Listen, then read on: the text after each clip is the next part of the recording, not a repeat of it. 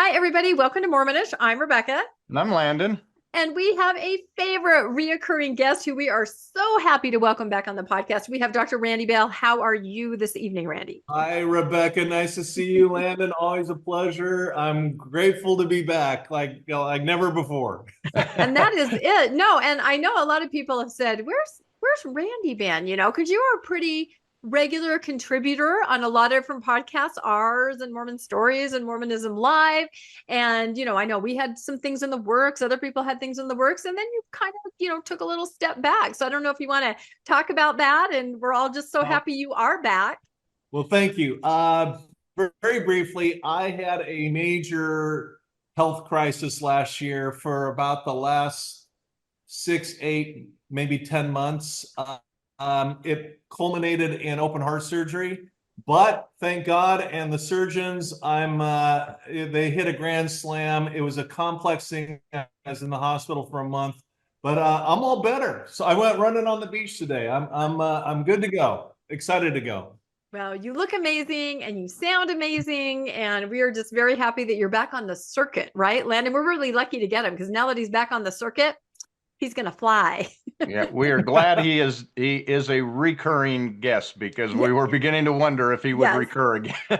Yeah, no. We were really worried about you, Randy. So no, I mean, we would text, other people would text and go, "Have you heard from Randy?" And I'm like, "No," and usually he answers me right back, but then we didn't want to be invasive. We didn't know exactly what was happening. So we're just glad that you had amazing doctors, amazing surgeons, amazing care, and here you are, as if nothing happened. Yeah, well, thank you. It's great to be back. It's great to be alive. Yes. You know what? I bet it does give you a new perspective that, maybe the little things don't matter so much, and just life is precious, wonderful. So I had 3 cardiologists tell me I was one day from croaking and checking out. So it was pretty, I'm not trying to be dramatic or sugarcoat it. I'm just telling you the way it was. It was rough, but enough said. I'm good. I'm back. Let's rock and roll. He's back. He's ready. Yeah. So this is a topic that I knew a little bit about. I think a lot of us did, but I didn't really dive in until a couple of years ago and started reading and watching some documentaries. And the topic is the Heaven's Gate cult. And a lot of people, I think, don't really understand what it was. I first just thought it was some kind of UFO. It's a sci-fi. I didn't understand the details. And until I started digging in, I didn't understand. I was kind of going deja vu with everything in the cult. There's a lot of parallels with Mormonism or high demand, high control kind of a scenario, a lot that were really disturbing to me. And I thought, okay, who do we know that knows about this? And Randy knows about everything. But when I talked to him about it, it's like, oh yeah, I investigated that. Oh yeah, I'm like, okay, you have to come on and you have to talk about this, And I know you've talked about this on other podcasts. I know you've done a lengthy Mormon Stories on this, which was interesting. But, I just thought it was important because, well, it's something that I'm really interested in, and I thought that our viewers and listeners would be too, especially your very unique perspective. So we're just going to turn it on over to Randy, and Landon and I'll ask questions. You don't know too much about it, do you, Landon? You haven't watched documentaries? We just read a book in our book club, Cultish, where they talked about it a little bit, but I was completely surprised because I knew that it was a cult group and I knew that they'd committed suicide and something to do with UFOs. That's about all I knew. Yeah, so you'll have some good questions for Randy for sure. But I mean, Randy was there on the ground floor, and so he has a perspective nobody else does. So we are ready to start this and learn from you and get our questions answered. Well, let's rock and roll. I'll take it. I changed up some of the slides and things since I did that with John. And basically, let's see. There we go. I want to just start by saying 2 things. One is be careful, be good to yourself, because we're going to be talking about some rough subjects. We're going to be talking about a very abusive cult. Heaven's Gate is the cult of cults. And they kind of set the barometer for cults. And so that in and of itself is a really heavy topic. And we're talking about suicide. It was a suicide cult. So if those things are triggering or you're not up for it, please take care of yourself, take a break, or skip this episode. But let's dig in. The second thing I just want to say, and I say this all the time, don't believe a word I say, research what I say. Which, no general authority has ever said. You know, Ever. yeah, Yeah, I love that. Randy says that at the beginning of every podcast. Don't listen to me, go find out for yourself. So check it out. But here's some media stuff I did. People Magazine and the Wall Street Journal and blah, blah, blah. These shots were taken inside the Heaven's Gate cult. The LA or Associated Press was in front of the house. People Magazine was inside the house. Basically, I'm a socioeconomist. I study real estate and the effects that disasters have on real estate. And the owner of the property called me while the bodies were still in the house and said, "Hey, I really need your help. Can you come down?" And I said, I genuinely don't have morbid curiosity. I said, "Wait till they get the bodies out." So I went down the day after, and I worked on the case for about a year and a half. And that gave me a very unique perspective. What's interesting, you guys, is that I was a TBM, a true believing member, at the time I worked on this case. And I kept seeing things that were like a little uncomfortable, cognitive dissonance and that kind of thing. And that's going to kind of come up.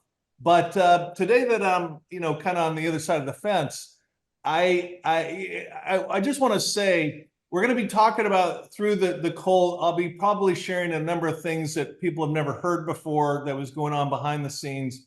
And in some regards, we're here on Mormonish. Some regards, Heaven's Gate has nothing to do with Mormonism.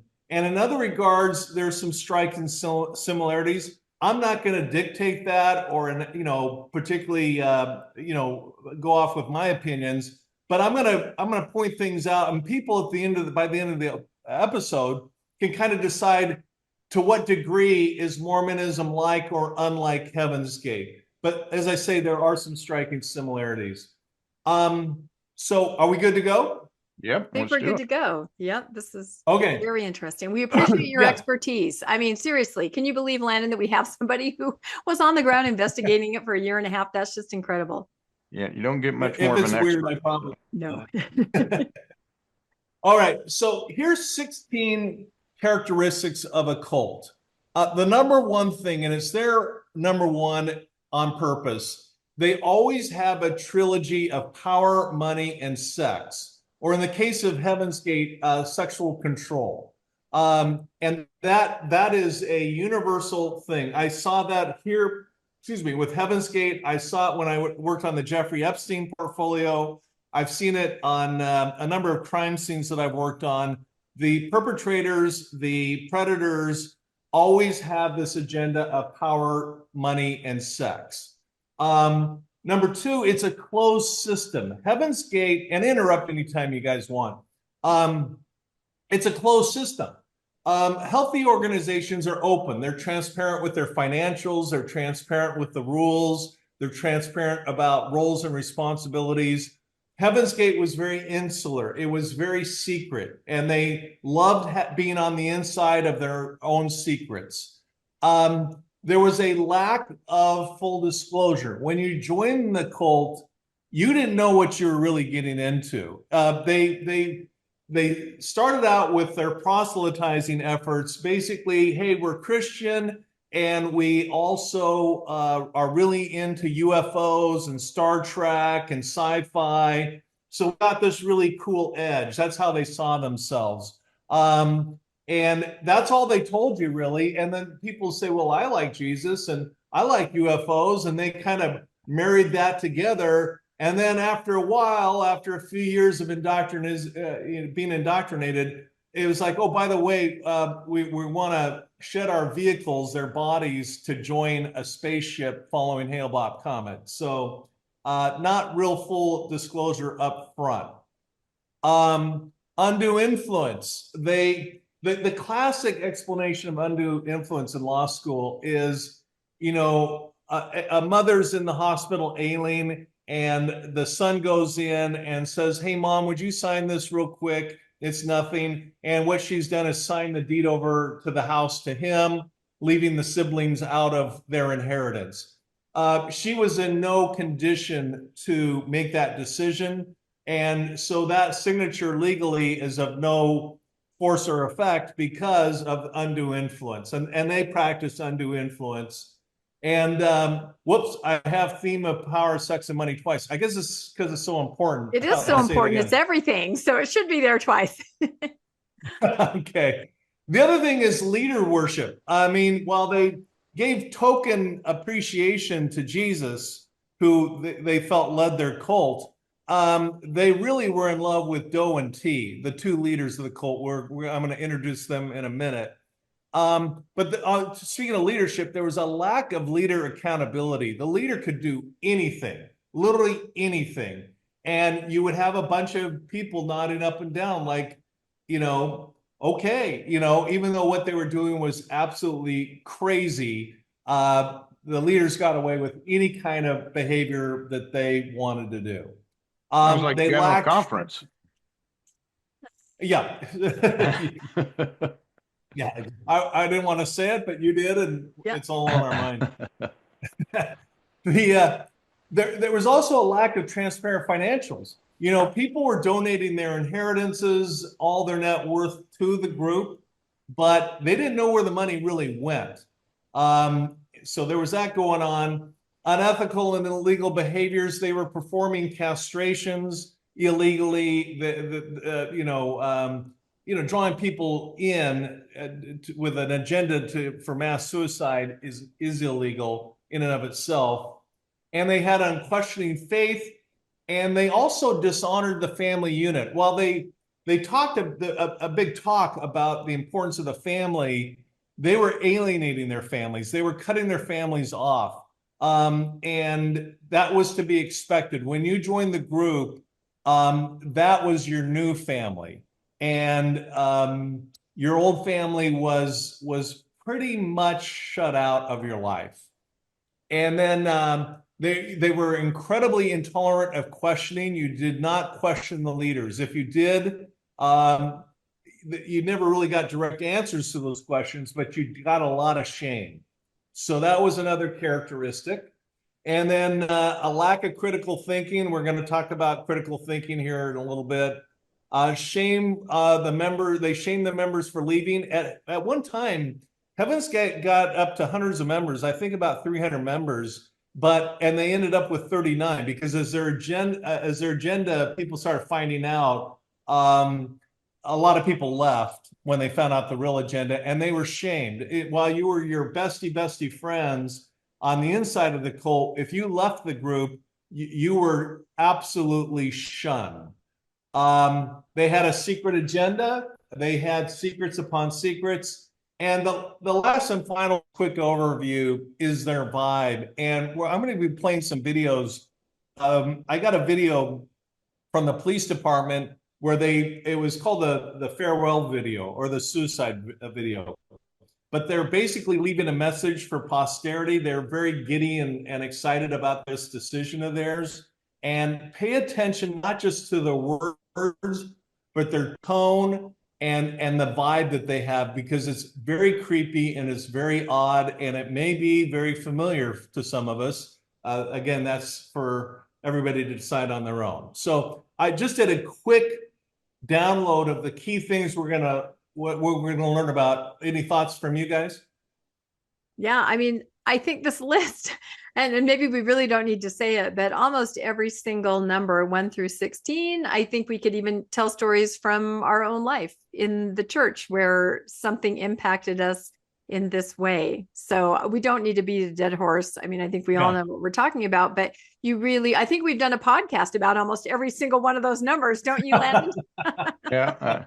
And when it comes to castration, I'm out. At that point, I'm out. At that point. Well, it was so extreme purity culture, and you hear that. I have read really unfortunate statements from faithful members saying, or even people who have left, I just thought it would be better if I just got rid of that part of me so I wouldn't feel that anymore. People go to those extremes, and this cult gave you an avenue to sort of enact that. So and Brigham Young went there too. I think he did. There is a story with that. So my own religion did it, and we know a lot of the different some of the Muslim traditions with the young women practice that. So this seems to be a thing with religion to to control that. And I think that's what you meant by power, sex, and wealth. You're controlling those items there. Yeah, and it's kind of like the pendulum swings. You got Joseph Smith, marrying 40 women. I don't think I ever even dated or knew 40 women. Yeah. And then the pendulum swings to, be careful where you go in the shower with the washcloth. Just these polar extremes on sexuality, both obviously very unhealthy. Yeah. So, okay, well, here's kind of an overview of Heaven's Gate, and I put together a timeline just to get people up to speed on what we're talking about. The cult actually started with a woman by the name of Bonnie Lou Nettles. She was born in 1927, and then in 1931, Marshall Applewhite was born. And people can read the timeline themselves, but basically, Applewhite had a NDE, and I know 2 or 3 people that have NDEs, near-death experiences, but they don't write books about it. They don't monetize it. They do not, use it as a basis of telling others how to run their lives. They just have it. It's private.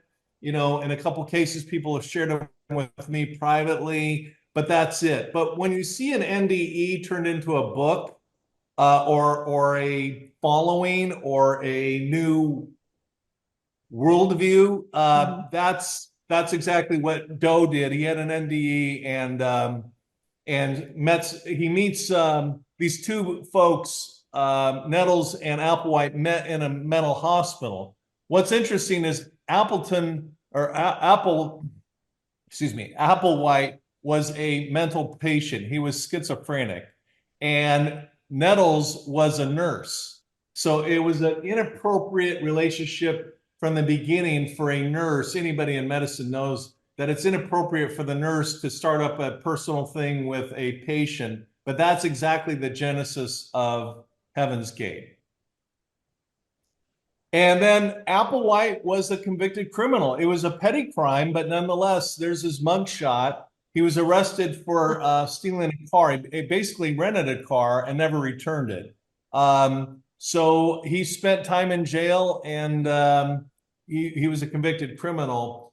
And they started, Nettles and Applewhite started these bizarre conversations about UFOs and everything else. And they changed their names. The cults oftentimes assign new names, and that's what they did. So Nettles became T, and Applewhite became Doe, and it comes from the musical fossil. I was going to ask about that. Doe, a Sound deer, of music, female yeah. deer, Ray. A deer. Wow. Yeah. So they could have been Ray and they could have been Law, but they're Doe and T. Wow. Yeah, you got it. Yeah. Okay, so they started recruiting from college campuses with these basic flyers I'm going to show in a minute. And they had this logo drafted up, and they basically started camping. They didn't have a lot of money, so they were camping, and they were kind of, scavenging for money and food in the camping from 1976 to 1979 with these interesting beliefs. And then from 1979 to, let me see here, 1996, they lived in multiple houses. The people started getting money in from inheritances and other sources, and they started getting into funding. But whatever money you had, they were going to take, the cult took whatever discretionary money you had, or even non-discretionary. They took over all the finances.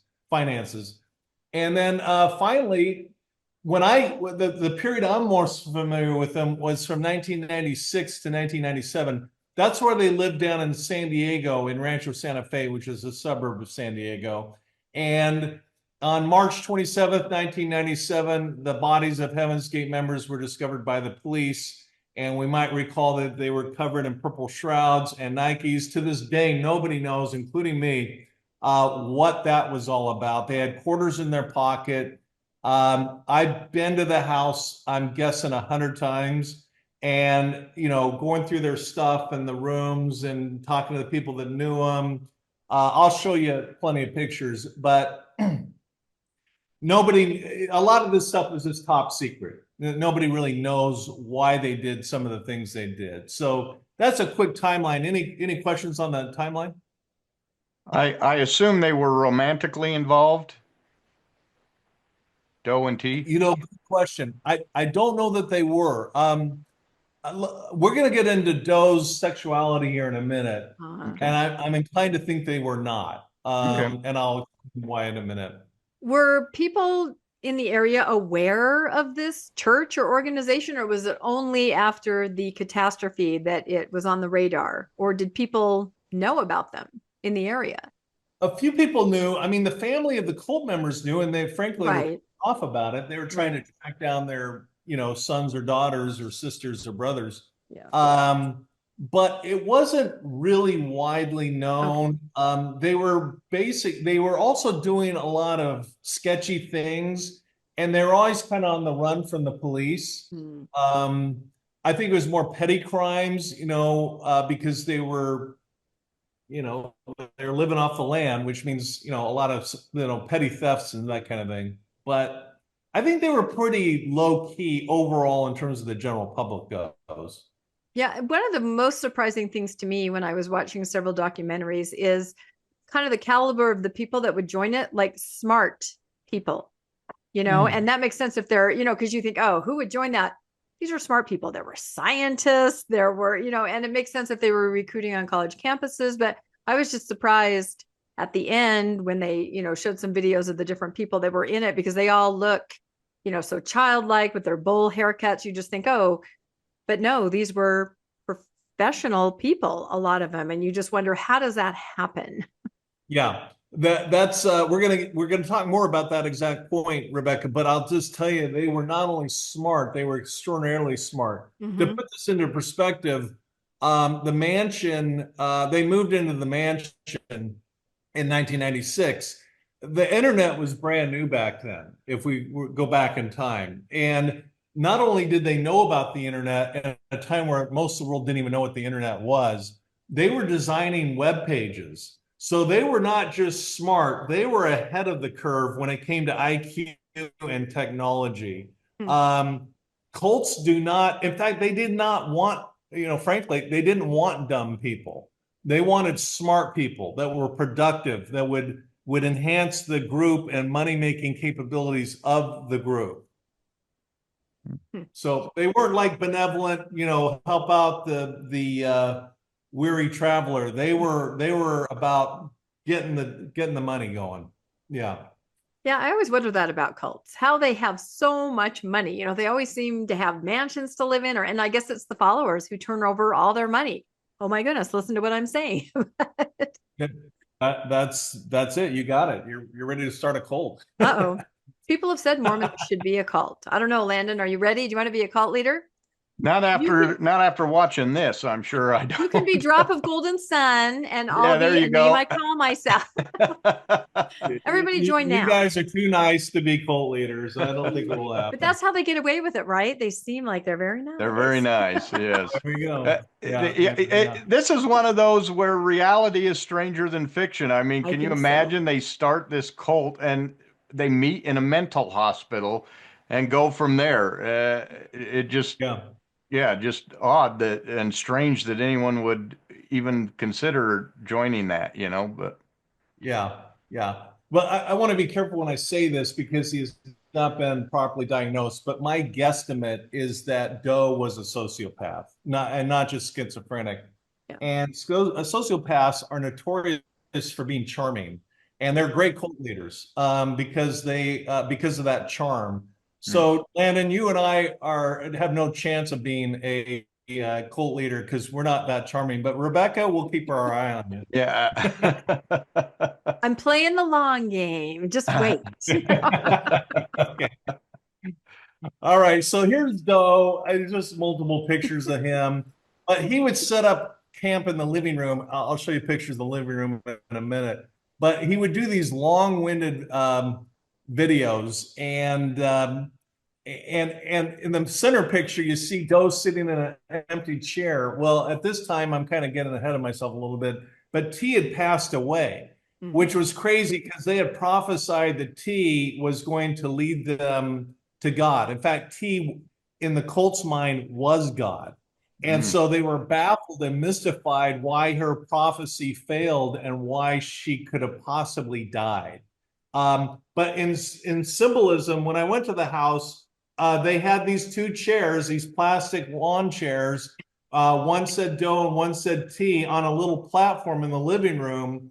And T's chair always sat empty.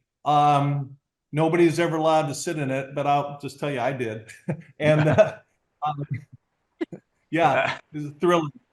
But anyway, that was their kind of setup with Doe and T. That's so interesting because I did remember that from the documentary that it was always Doe and T together and they were going to usher everything in, and T had this major role, and then she died and everyone was like, wait a minute. And then they had to start spinning it, which eventually led, to the catastrophe. It made me think of Christianity, right? How, Jesus wasn't really supposed to die. He was supposed to do all these amazing things. And then he dies and his apostles are like, okay, how are we going to spin this? Oh yeah, let's do this. You have to kind of pivot when something unexpected, I guess, happens in your narrative. Yeah. So that's fair. Yeah. Yeah. So here's Doe back in the day. He was a music teacher. And by the way, this all came out of Texas, the great state of Texas, where RFM's from. So I was going to say no more. If it was at RFM's area, I know he's in the Waco area where he. Yeah. It's you start seeing a pattern here with some. I see a pattern. Yeah. But Doe was a music teacher. He got fired because he had a gay affair, and nothing about the gay aspect, but the affair thing is not cool. A teacher and student is not okay, and so he got fired. But that's why I'm inclined to think that he and T did not have something going on. Just my guess. And there's nothing in the house that suggested that they did. And then Nettles, or T, she was the nurse that I've always described. There she is in her younger days. But she was she was really the real true leader of the cult until she passed away, and then Doe just kind of took over. So here's the house. It's I got a description of it coming up, but it was later bulldozed, and I'll show pictures of that coming up. But this is where it all happened. It was a true mansion. I actually had the chance to buy it because it was discounted so heavily, and it had well, I'll show you in a minute the characteristics of the property. But this they were designing websites back in the day where we had cathode ray tubes and Windows 95 and all this kind of stuff. Again, very cutting edge for that time frame. And they basically, their belief system was that there was a spaceship following Hale-Bopp comet, which was visible to the naked eye. And by discarding their vehicles, which is what they called their bodies, in other words, by committing suicide, their spirits would be basically transported to the spaceship following the Hale-Bopp comet. And the group actually went out and bought a telescope so they could get a good look at the spaceship. And they were looking and they got very close, but they didn't see the spaceship. So they took the telescope back and returned it because it was defective, clearly, because they couldn't see the spaceship following it. And it was clearly there. So there's clearly something wrong with the telescope. That's it. Exactly. Yeah, exactly. This rhetoric, it just reminds me currently even Warren Jeffs, who is in prison, been in prison for like 16 years, I think. Some of his, he still puts out revelations from his prison cell, and the FLDS still listen. And we just heard over the weekend at Thrive, and I had heard this before, but one of his current revelations is something similar to this, that the second coming is happening, but soon. But in order to be resurrected, you have to shed your mortal, in this case, vehicle, in Warren Jeffs, your mortal body. And so, of course, that makes everybody who has family members inside the FLDS really, really nervous. Could it be something like this happening again? Terrifying. It is terrifying. The whole thing is terrifying. Yeah, so moving on, the house had bodies in about every room. And I don't want to get graphic. I genuinely I have a lack of morbid curiosity, but there was a lot of blood on the floors, a lot of body fluids on the floors, and people wonder why. Well, because when you have 39 bodies in a house in a hot summer day, on hot summer days for multiple days, um, uh, there's body fluids involved. So it was. I'll never forget the first day I went down there. I was really pretty grossed out, even though the bodies had just been taken out the day before, and I went down in a suit for some reason. I don't know why, but I did. And it smelled so bad that when I got home, I literally just went in the backyard and jumped in the pool. I didn't want to carry that smell inside the house. It was really, really nauseating. How long were they Little, dead before they were found? I guess I wasn't familiar with that detail. yeah, 3 or 4 days in the hot, Really? and there was no air conditioning in the house turned on. Oh, okay. Yeah, yeah. It Yeah, was, that's it not was, good. it was gross. It was what it was. Did anyone So know that they were planning this? I mean, did they keep it pretty under wraps? Was there any? I mean, I'm guessing people understood maybe that they believed in a spaceship, but did anybody know the idea that they'd have to? Probably not. I no, mean, they're they very kept closed. strictly private, Yeah. secret.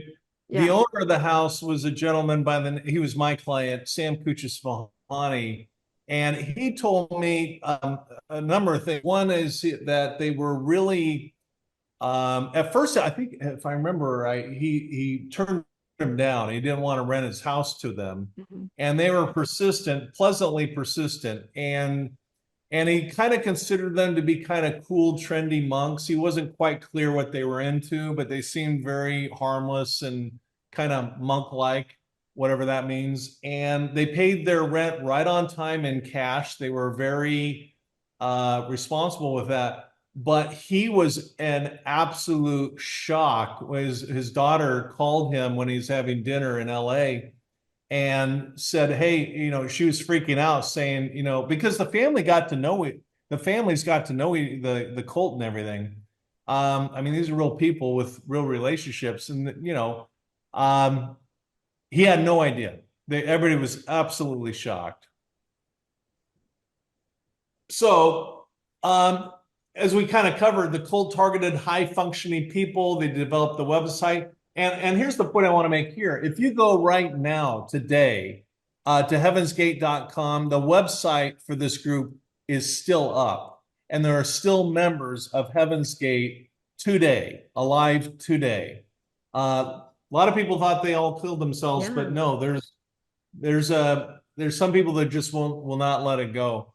It was a 9,200 square foot house. They changed the name, which wasn't my idea, and they died by mixing poisons with vodka, and then they mixed that in with applesauce and pudding. That's how they died by suicide. And there you can see a police shot, and the vehicle is filled with bodies, and it was just, to this day, very, very, very bizarre. And the police presence was very, very high. There were cult members that were trying to break into the house so that they could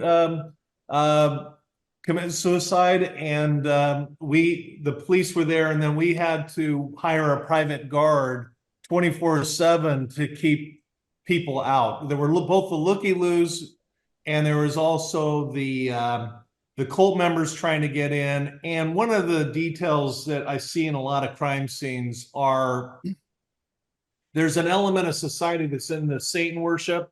And anytime you see a site of tragedy like this, and I've worked on a number of them, they try and get in and have their satanic rituals in the house.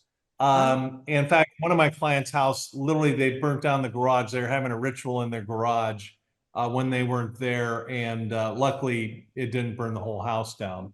So there's a lot going on behind the scenes in the aftermath of these disasters. So these are other a satanic group trying to just kind of play on the vibe in the house that something happened. And then people who were cult members who for some reason weren't in the house and are going, you guys left without me, let me in so I can go.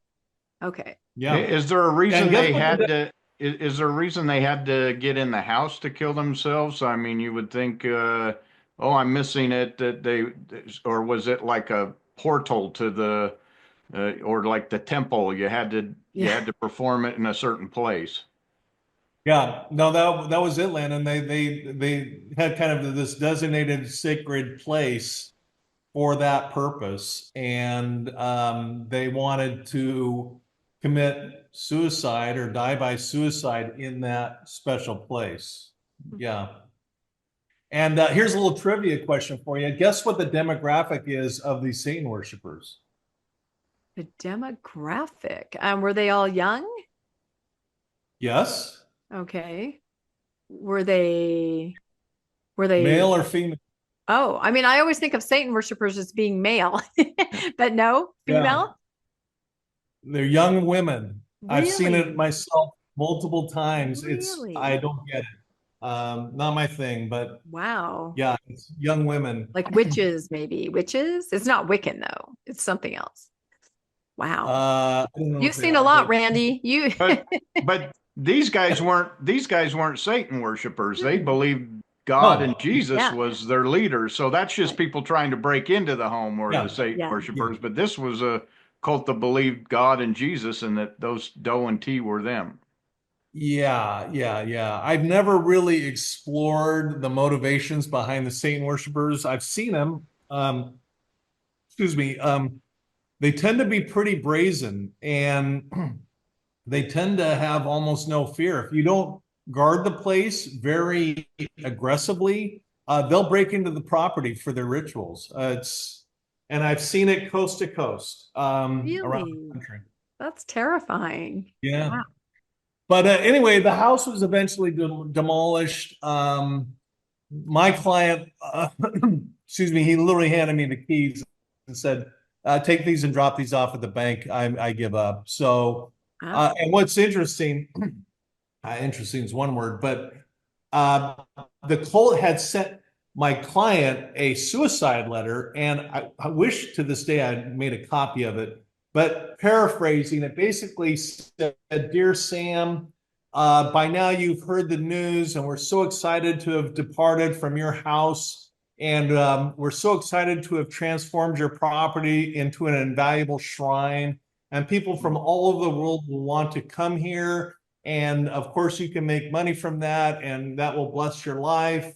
And they had all these delusions of their grand importance of themselves and of what they had done, that would be enjoyed monetarily by Sam. I can just tell you it was not a financial windfall by any means for my client. Okay, so I want to take a quick sidebar and talk about systems theory here, and that will hopefully help people help you guys kind of understand the bigger context of systems, open systems and closed systems. The first thing I want to do is just remind people, Steve Hassan, who's been on numerous podcasts, is kind of the guru of this stuff. And he's got the BITE model. We could spend all day on this alone. We're not going to do that, obviously. But I just want to tell people, if this topic is of interest to you, I would really suggest the BITE model and also Lindsay Corbin's book, Mind Control. I've read it. It's a thick book, but it's fascinating to see how these groups operate. And then Steve Hassan also has the influence continuum. I was having dinner with him once, and I asked him, well, wait a minute, the U.S. military using your criteria, the BITE model, sounds like a cult. And he said, well, on that criteria it does, but with the influence continuum, you can see that it's healthy and constructive because they don't lie to you about boot camp. You know what you're getting into. There's full disclosure. So yes, in terms of, information and behavior and all the BITE model things, it's not a cult because of the things on the influence continuum. So that kind of cleared up the mystery for me. Maybe you guys already knew that. I don't know. It's probably a fine line, that's for sure. Yeah, could be. Okay, so but this is my model, the predatory systems theory, and what I noticed with these cults, Heaven's Gate and others, is that the bullseye in the middle, you have a predator. That's usually the key figure. And then next to that, you have the inner circle, those who are in on the game, and they are in on the whole system. And then the enablers. The enablers are kind of the apologists. They turn a blind eye to any bad information, and they're just yes men or yes women. They just yes, yes, yes. They're constantly defending the organization, no matter how irrational, how unethical, how bad the whole thing is, and how bad it stinks. They are there to defend it to their dying breath. And that's kind of the gray area in the middle. Does that make sense so far? Mm-hmm. No, that makes a lot of sense. And this is, you came up with this, Randy, putting this together like this? Yeah. It's really clear. I like it in a circle like that. It really does kind of hit home what you're trying to say. This is great. Yeah, thanks. It's going to be an exhibit in the book I'm doing. And That's then awesome. the yellow area it's kind of the buffer zone. This is where you have the true believers. They're not in on the con, they're true believers. And you have, with the true believers, you have recruiters, also known as missionaries. Mm-hmm. You have a support team, and you have the targets. In other words, the investigators or the people that are potential converts. Again, ideally, they're smart and they make a lot of money because the organization itself will enjoy the benefits of that money. So that's the buffer zone where there's kind of a play going on with the true believers and recruiters and the targets. So and if this were a model of the LDS church, the target, that would be dentists, probably in that ring, right? Dentist and his family of 10. There always seems to be dentists. The missionaries are always looking for family dentists. So no, this is great. Brilliant. I love it. Yeah. Good observation. So the outside zones are the red zone. These are the outsiders. And these are the number one, these darn critics that have podcasts, and talk about this stuff openly. So that's the critics, the authorities, the law enforcement authorities. They're often going against it, whether that be the SEC or the with the Boy Scout child abuse stuff, and then the public, the and IRS. The media. Yeah. And the media can be tenacious too, in terms of wanting to get interviews and so forth. But those are outsiders. They're kind of the enemies of the organization, if you will. And so the yellow zone and the gray zone, they're very united insofar as they really have disdain and distrust of the outside critics. Okay. And that's, an avalanche of research on cults and predatory systems in a nutshell. And you see this dynamic over and over and over again. The one issue I see here, especially if you try to, make this related to the LDS church, is that the inner circle owns the public media and the authorities, with the newspapers and the media and KSL and senators and all of that. So when it can get to that point where they actually own those or control them extensively. Some of them. I don't think they can ever own all of them. Yeah. But you're well, right. absolutely. Good point. Absolutely. Yeah, that's a great observation, Landon. The other observation I might add to that is that that's the beauty of the internet and podcasting, because it levels the playing field. Because I see you guys and I see RFM and Bill and John DeLynn with very, what do you say? Very limited resources. Limited resources and I was going to say humble studios. Nothing terribly elaborate, but what you folks and Bill and RFM and John and others have is the truth. So oftentimes you look at the audiences created by the podcasts, that can be enormous relative to what's going on in the church. I know, collectively it's hundreds of millions of views a year. So thank goodness for the internet. Right. All right. So back to the closed system of the cult. These are the flyers. You can see that they're pretty basic, but this is how they did it. They just handed these out or at college campuses. They would rent a room for cheap, a classroom, and people would come in and they would teach their propaganda.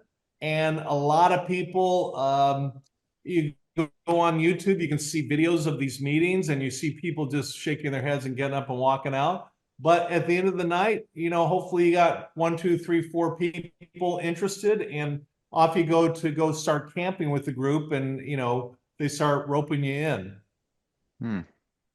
So here's some of their beliefs. The first one is Doe, and it's a clip of Doe talking about how he's Jesus. So just listen. Well, according to religious literature, I thought there was someone else that was going to come and be our Savior here at these end days, that was going to be Christ's return. Well, the name Christ might be a little confusing, or the name Jesus, because the name Jesus, of course, was the name given to the body that mind that was indeed from the kingdom of heaven came, and that mind was here 2,000 years ago, and that mind came for the express purpose of teaching humans how they could be saved, how they would not be plowed under at the end of the age. Well, we're at the end of the age. So the one, or the mind that was in Jesus, what? That mind is in me? You'll have to decide that for yourself. I must admit that I am here again, that I'm here saying exactly the same thing that I said then, trying to say it in today's language, trying to hope that for your sakes you can see what we have to offer you, for our Father offers you life. I'm not talking about human life. If planet is about to be recycled, and we see the planet as a stepping stone, planet Earth a stepping stone, that just as within a civilization evolves upward, that each segment of civilization becomes more civilized, less barbaric in some ways. It's supposed to, not that it necessarily does. Sometimes it seems to appear to be more civilized when in fact it becomes more barbaric, more quick to condemn the rest of the world, more quick to kill the rest of the world that does not think as it thinks. Well, I know what I just said. I said that I am the return of the Son of my Father. I'll tell you something that's even more remarkable. My Father came with me this time. Came in the early 70s, took on a human form, an adult human form, helped me get in an adult human form in the early 70s, and we together helped those who came with us that were also here 2,000 years ago get in the bodies that they were wearing so that they could rid themselves of human behavior, human activity, human thinking, so that they could be ready to move into the kingdom of heaven, or the evolutionary level above human. These that are sitting before me have been students of T and Do. T, my father, have been students of T and Do, are still students of T and Do, even though T returned to the heavens in 1985. And T is my heavenly Father, gave me birth into that kingdom before this civilization began. Now, I'm not here to sell you on that, or who I am, or who these are. I'm here to offer you, as these are, an opportunity to know the truth so that if you can connect with it at any level, then you might survive the respading or the recycling that is about to occur.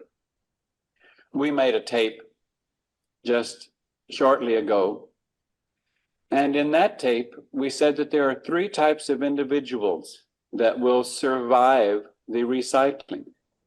One type of individual is those individuals that have overcome their humanness enough that when the end of this age is complete, when the war is over, the spading complete, there's nothing left here except for recycling. Well, he goes on, but you get the idea. What do you guys think of that? And I'd heard parts of this in some of the other documentaries I watched, but not altogether. I think their view of the human body and the earth just being a step, and we existed before and will exist after, and the human body, something we need to overcome, learn from, but overcome. And then eventually we will shed it and move to the next level. It's very similar. Don't you think, Landon? It sounds so familiar. Yeah, I thought the evolutionary next step after humans, that sounds very Mormon, that you're gonna, evolve into a god now. You're gonna leave this mortal body and go in and evolve into a god. So that's very much LDS doctrine. You're an intelligence, then you're a spirit, then you're a body, and then you're a immortal being. Yeah, it doesn't sound so crazy, does it? It still sounds crazy, but I get you. Yeah. So, quick recap: we're blending. What they're doing is they're blending Christianity, UFOs, sci-fi, mysticism, and psychic powers (NDEs) into one worldview, centered on T, who is God the Father. You just heard him say it, and he is Do, believes he's Jesus, and you just heard him say it. He tries to be coy about it, but that's exactly what he's saying. And they call it human individual metamorphosis, him. That they have, what we're going to start seeing is some evolution of their own inside talk, their own inside language. And it's all centered on Hale-Bopp Comet. Yeah, I was going to say the book that we read in our book club, which was called Cultish, The Language of Fanaticism. This follows that exactly. Special acronyms, special knowledge, all of that. The language that they use to control people is really important. I never really realized how much until we read this. And this tracks exactly with that. Yeah. I mean, I remember back in the day, a guy came up to me when I was at TBM, and he was talking about Mormonism and found out that I was Mormon, and he started trying to impress me with his knowledge of Mormonism, and he was talking about reading the Book of Mormon and Nephi, and immediately you go, you're not an insider. Yep. That's all it took. One little vowel pronounced wrong, right? And you knew. Yeah. But they have a very grandiose, frankly arrogant, view of themselves. I mean, Heaven's Gate literally considered themselves the solution to all of society's problems. So these groups have a very inflated view of their self-importance, quite honestly. Now, these are screenshots from their website, and as I said, their website's active today. One can go browse it. It can be viewed in different ways. I think it's wildly entertaining at this point, but it's also wildly disturbing. But what they do is they actually blend Bible scriptures and Bible quotes in with their theology, and you can see how they take a verse out of the Bible and blend it into something that's absolutely insane. But they do it, and there's a whole list of them here on their website. Where have we heard that before, Landon, where you take existing scripture and you restore it to be something new to mean what you want it to mean, right? I mean, that's the danger with scripture. It can mean whatever someone wants it to mean. Yeah. Did you ever figure out the haircuts, Randy? I mean, was it just simplicity and modesty? I just was so curious about that. They all have Mr. Spock's haircut. Yeah, they do. I never understood or really figured out or learned why they had this particular haircut, but what's uniform, well, no pun intended, what's consistent amongst these groups is a uniform uniform. Yeah. In other words, they have similar haircuts, they have the similar dress. You will see the group walking down the street and you will visually recognize that they're all part of the same group because they're literally wearing a uniform. Yeah, it reminds me You of know, FLDS. You can spot them at Costco anytime, they all look alike. And when Landon and several others of us went to Clearwater, Florida last year, Scientology headquarters, right? And we saw everybody walking around in their Sea Org, very smart suits, outfits. And we thought, well, that's probably what it looks like to others when they come to Temple Square, because we have a uniform too. You can tell. yeah. And they actually had patches they would put on their arms. They would have Like name tags, name garments. badges. Yeah. So, Look at that. so here's another clip. You can, and again, listen to the vibe, listen to the tone of this presentation by the cult members.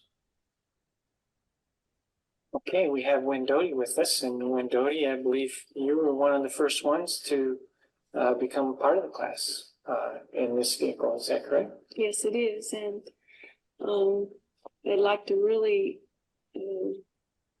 tell everyone out there that there is no greater gift that has been given to the world than what we and the next level have brought to you, and it's there for you if you seek it out. We all have our own expressions on what this has meant to us, and I probably can't say it, of course, any better than anyone has already said it. We all feel very emotional at this time, and would really like to thank our older members, the next level, and for everything that they have given to us. We feel so, we are an away team. We came down here to do a task, and what they have given to us to take back, to take on new vehicles that are viable in that next level. You have to realize that because we are becoming in service with that next level, how much more after graduating here and learning what we have learned from them in order to be a part of the service of the next level means that for future human existence, how much of service that we can be to you by going through what we have gone through. If you can just forget the negative, think of the positive, because like everyone has expressed, the media, the lower forces will take this and try to do something else with it. But know that we are happy in what we have done, what we have grown to. We are going home so that we can be of service to future civilizations. So what are your thoughts on that? Jeez. Well, that voice sounds familiar, doesn't it, Landon? Yeah, very, very LDS. And you stand back and you think a little bit and you say, God, that's kind of really weird, but when you take the language and just convert it, instead of saying, we leave our vehicles and we will go somewhere else, but we say the same thing in the church. We're going to leave these corrupt, moral bodies behind and pick up new, immortal bodies that are washed by the blood of Christ, and that, and you just start talking about your passion, and that's the same thing she's doing right there, is just sharing her passion about her belief.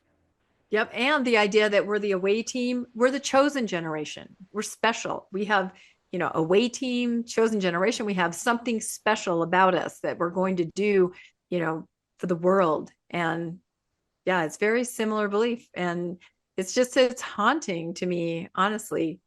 It really is. It's important to watch, though. Yeah, and it's the tone. The tone is very distinctive from regular folks. Yeah. Here's a little bit of Doe talking about the bodies of vehicle.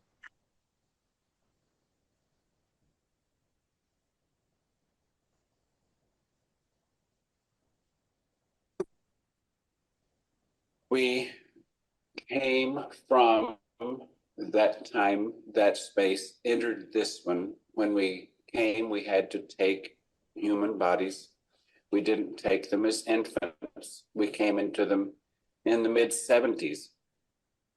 My partner, T, and I came into our vehicles a few years before we began to help these come into their bodies. We call them vehicles. And now it's time for us to leave the vehicles that we entered in the 70s. And you will likely, or many of you that might see this tape will say, what do you mean, leave your bodies, our vehicles? Well, actually, these aren't our bodies, our vehicles. We borrowed these for the time that we were here, for this specific task. And the task was not only to bring in information about that evolutionary kingdom level, but to give us the experience of working against the forces of what this evolutionary level, what the human evolutionary level at this time has become for us. And while it was a learning experience for us, it gave an opportunity for all who had ever received knowledge from that kingdom to have an opportunity to recognize us and this information and even move out of this kingdom. Okay, so he goes on. And one of the points I want to make here and then see what you guys think is if you were in Heaven's Gate, your life was inundated with meetings. They had the living room set up. I'm getting to a picture of that. And if you had chores all day, you had tasks all day, and then any spare time was set up with these meetings that were just mind-numbingly boring. I mean, I listened to the whole police video, and by the time I was done, I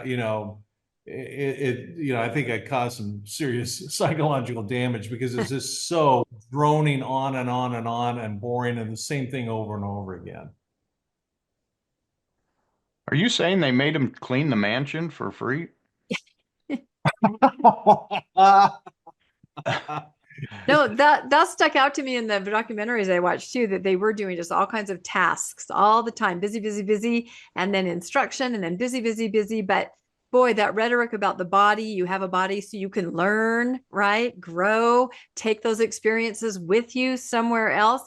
It doesn't sound so crazy to those of us that were raised LDS as it might to somebody else. It reminds me of watching the Lori Vallow document or the Dateline interview that just came out, and people are listening to that going, she's crazy. But those of us that are LDS are like, we understand the things she's saying. She has known this person for eternity and she's going to go back. And so there's some rhetoric here that's really, really similar, and behavior is super similar. Did they have external jobs, or once you? I mean, they must have to get money from people. They must have been working the members of the cult at least. Yeah, great question. You go in the front foyer of the house and you turn left, and there was a row of folding tables and phone systems. And one of their rules, when you were on the phone with a client in developing websites, there was always a companion, always somebody listening in on your conversation. So yeah, they had jobs. They were developing websites for the outside world, but it was highly monitored. And I never saw so much cabling in my life, literally coming down the chimney, where every conversation was being monitored at any time and at all times. The next video I want to show is probably, we're going to start blitzing through them after this one, but this one as a TBM really caught my attention. Really, frankly, looking back, made me feel very uncomfortable for reasons you're about to see. But this is where Doe tells us that he's got the true doctrine and to pray about it. And this is... it's 2025 and you're still using the same cable network. Frontier Fiber is here. There you go. Oh, come on. Cheap plastic out of your pits. There's always a commercial when it's a good clip, that's for sure. There we go. Yeah. it would leave this atmosphere. I hope for your sake that you at least ponder this, that you go into the privacy of your closet. Don't ask your neighbors, your friends, what they think of this. You go see if you can connect with the purest, highest source that you might consider God and say, what about this? Is this for real? Is this for me? If it is, then give me the strength. Because as soon as you tell anyone else, they will be used as the instruments to have you not believe, to have you stay in this world and wait for heaven on earth. We hope to be of some service to you in this short time before our departure. And I say it's a very short time before our departure. So our thoughts will be of you. We hope that your thoughts will be of our Father's kingdom. Thank you. So that one hit me hard. What do you guys think? Moroni's promise. Yeah. But in this case, Doe's promise. Doe's promise. Yeah. And the end is always near, right? It's always near, and you need to decide, but you'd be crazy not to decide that he's right, because they know they're right. And yeah, that I can see how that would disturb you. How interesting to have watched this as a faithful LDS and then to be kind of dissecting it after the fact. That's really fascinating. Yeah, yeah. So this is a video. It's pretty short, but it kind of does a great job of putting it all together. This was a tragic loss of life. Why did these 39 people believe that Applewhite was the true Messiah? What convinced them that Applewhite's message was true? Why did they take their life? Let's take a look at the method he used to convince his new recruits that he was the true Messiah. The mind that was in Jesus, what? That mind is in me. At least ponder this, that you go into the privacy of your closet. Don't ask your neighbors, your friends, what they think of this. You go see if you can connect with the purest, highest source that you might consider God and say, what about this? Is this for real? Is this for me? If it is, then give me the strength. Because as soon as you tell anyone else, they will be used as the instruments to have you not believe. We hope that your thoughts will be of our Father's kingdom. Thank you. Did this technique work? And I knew, my soul knew that it had what I'd been searching for a long time, and I knew it even before I read it. And I knew when I got those statements, I just couldn't stop reading because I knew. And ever since I've been in the class, there's never been a doubt. Like when I first met them, I knew that what they had to say was true. It wasn't something they said, it was something that I knew inside me. I felt it was like I had known the material they were talking about, and it was like a recognition. I feel extreme gratitude and thankfulness to my older members, Tiendo. It was instant recognition for me when I met Tiendo in Walport over 21 years ago, and there was never a doubt in my mind. I just wish that people out there could understand how much we feel and know this is real. This is not a fantasy. I know. I didn't have to believe. I knew when I. Yeah. So again, the tone, what you're going to notice here is it's pure emotion. There's no logic. Logic is out the window. There is no ethics. What they're doing is unethical. And there's no that's Aristotle. I added duos, meaning you look at both sides of the story. That's called critical thinking. There was none of that. It was 100% emotion. What do you guys think? I was watching something where it was an LDS site where people were talking about I think it was Book of Mormon evidence, and it was amazing to see people talking about, I think it was about archaeological evidence and the fact that there was none, and people said, "We don't need evidence. We don't need evidence. We just need faith, faith, faith."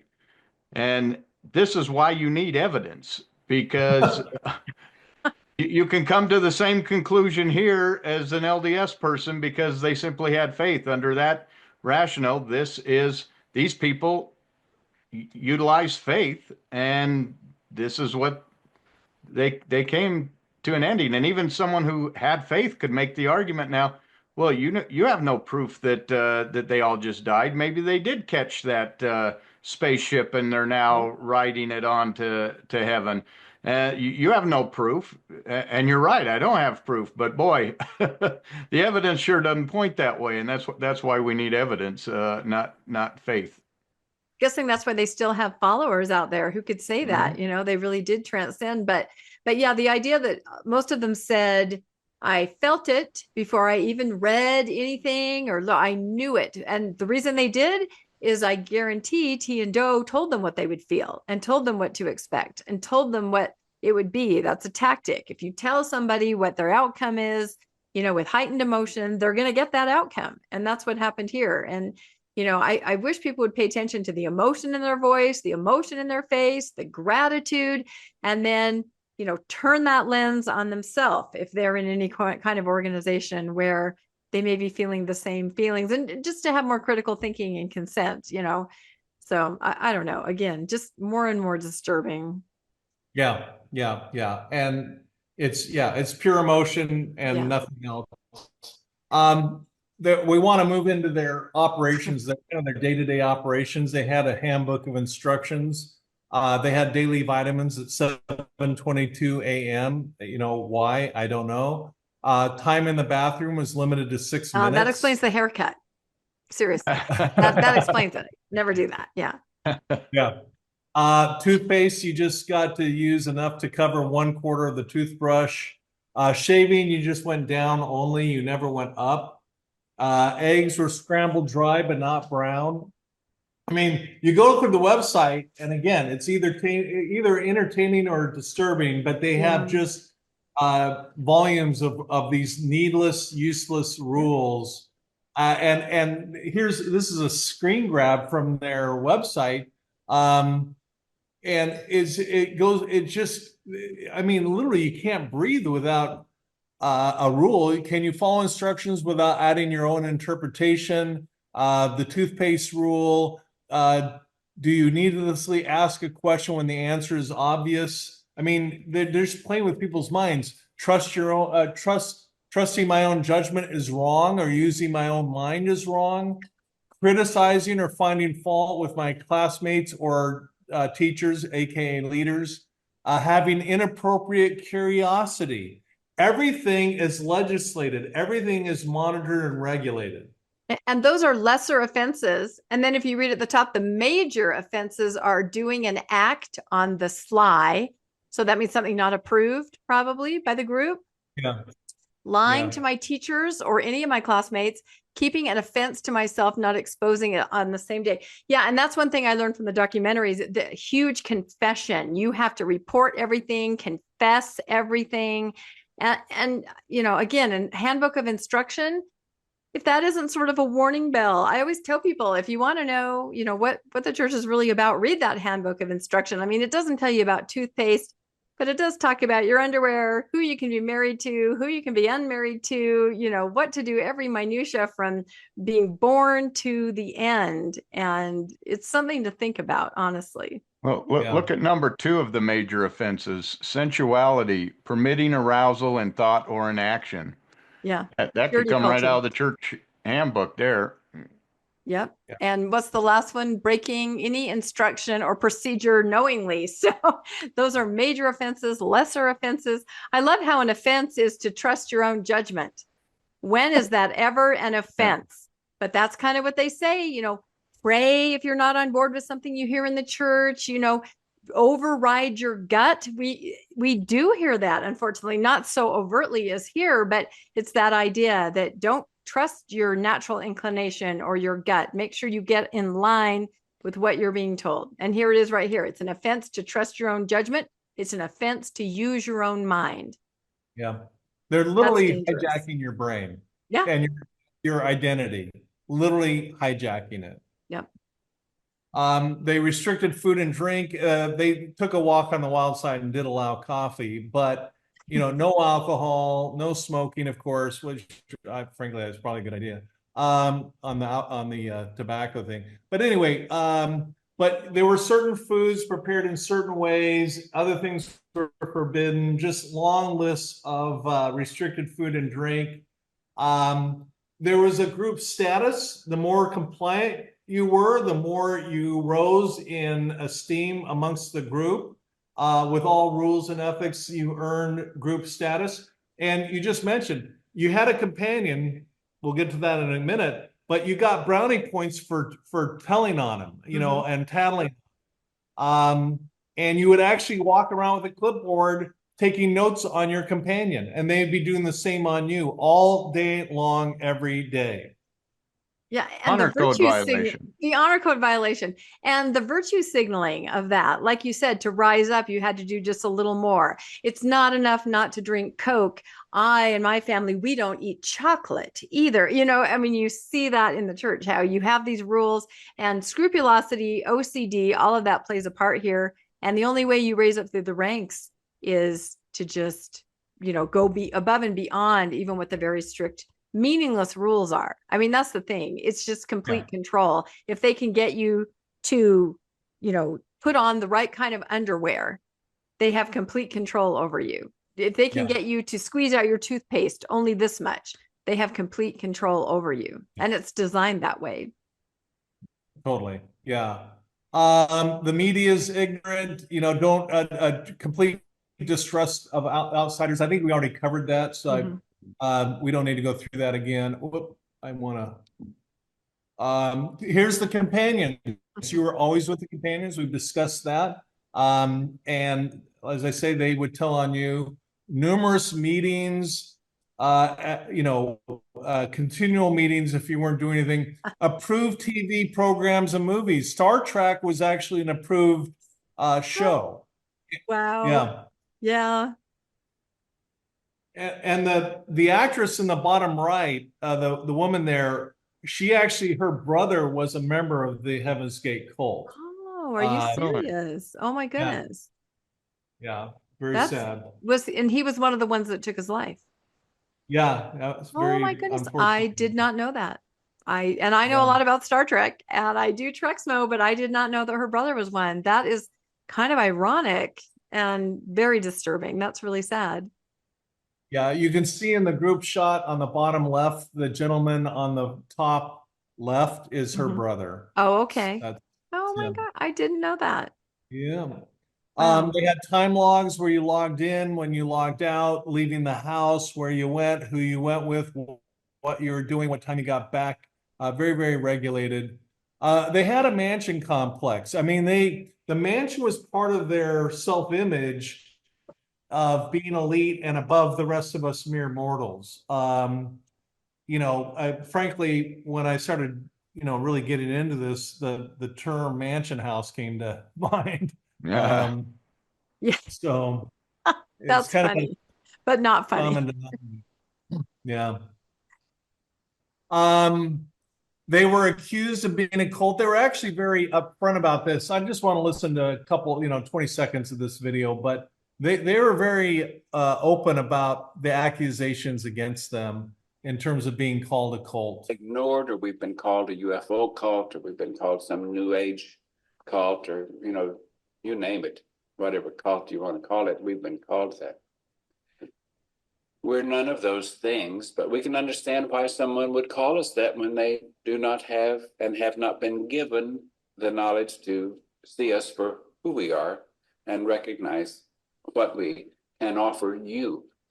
We didn't come here.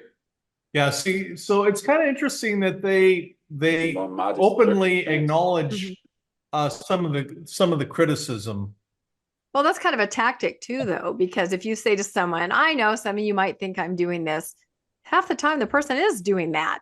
It's Yeah. kind of a way to deflect. Yeah, you caught it. Now here's the living room. It's obviously large and palatial, a little dated in its design, but this is the room where there was the platform and all the chairs set up. I cleared out that room. I went up there once with my jeans on. I just cleared it out because we're trying to do things with the house, and having all the Heaven's Gate chairs set up wasn't a good look for us. So, but this is where a lot of the media interviews were and that kind of thing. Do you know why but you they were just lawn chairs? It seems to me that a throne of Christ and a throne of God, the Father, or T, might imply there would be a little more, I don't know, opulence or something than a lawn chair. I think it was, my take on it, I could be wrong, was that it was kind of virtue signaling, because this is the room. It's a mansion. It's a huge room, but the lawn chair, the plastic lawn chairs was a way of saying, hey, look how humble we are. Right. That makes sense. Yeah, because any of those chairs right there would have been nicer, or the couch, than the lawn chair. So that makes sense. Wow. They were in there, but nobody used them from the cult. They had obsessive organization. I opened this one cabinet or a closet, and they had enema kits right above the coffee makers.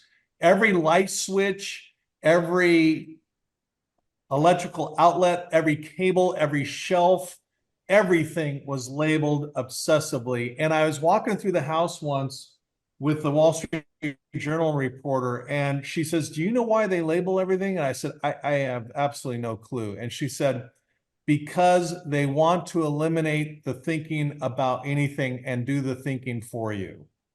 Oh, so you don't have to go, where's the phone jack? You're like, phone. Yeah. This makes me wonder if they were doing coffee enemas. No, people do that. It's a way to get a huge dose of caffeine. I know people that are addicted to them. It's a coffee enema. I don't know if that would be against our word of wisdom, because you're technically not drinking it, but it's definitely a practice. I know people keep you up designing a web page all night. That's what I mean. I can't think of any other explanation for the enema equipment to be over the coffee, but they were doing coffee enemas. If you haven't heard of that, look it up, or maybe don't. I'm all over it. I'll enhance the next presentation. That's right. It's not against the word of wisdom, because they do say herbs are good for the body. So you're not drinking it. So, oh, wow. Got it. I'm glad we don't have a slide for that. Yeah. And they had hidden symbolism and everything, but the most obvious one was their logo, because it looks like a keyhole, but that what their inside view is that's actually the vaginal canal for birth. So, but they had double meanings on a lot of things, that it would present one way to the public, but on the insider view, they'd have a different view of things. I think we've covered this one adequately. And I just want to kind of wrap up with some of their cultural aspects. The first one is leader worship. While they gave token praise to God and Jesus, their real adoration was with T and Do, particularly Do. And there was just this really undue reverence for their leaders. And it was clearly in the square of just being flat out worship. Any thoughts on that? Well, there's an obvious comparison, isn't there? There's God and Jesus, but then there's, restored prophets of the restoration. And I have to say, I don't know if I would have noticed that so much before. Obviously, there's a lot of hero worship of Joseph Smith, me growing up in the 60s, 70s, 80s. But I think President Nelson has kind of brought that to the forefront now. I mean, things like his giant birthday and just requiring, it seems like, adoration. I think it's kind of taken off a life of its own in some ways. What do you think, Landon? Well, at least in this case, they were actually worshiping Jesus, because he claimed to be Jesus. So you're not putting a human in between. But yeah, obvious parallels. I don't think we have to comment much. I think. Yeah, again, we don't. Figure that out. Yeah.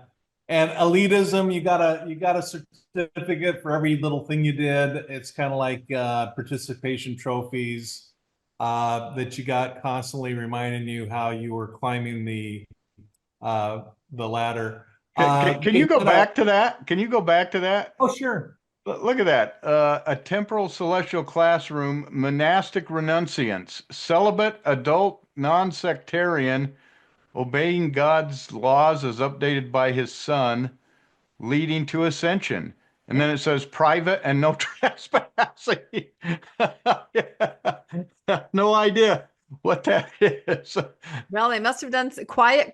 It says at the top. I think it's just congratulating the person on following the rules more than the next person. And in the LDS Church, they have those emblems of belonging that they pass out to youth. When they've hit certain milestones and birthdays, they have necklaces and tie tacks and things. I mean, all organizations have that, of course, but how else are you going to reward someone for doing all that? Do you want one of those certificates, Landon? I can see you kind of looking at it. I would maybe put it like right jealously. Here on the wall behind I know. me. It looks like I kind of want I've one. accomplished something in my life. Maybe we print that out, although that's probably not appropriate. So, but yeah, that is really interesting. Wow. Yeah, and you touched on something there, Rebecca, because one thing I will say for Heaven's Gate is they did not allow children into their crazy.